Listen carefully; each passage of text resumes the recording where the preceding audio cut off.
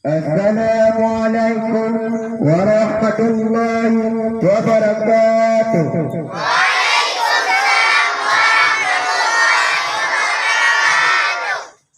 Kami santri LPI MDT Ma'rifatul Ulumi.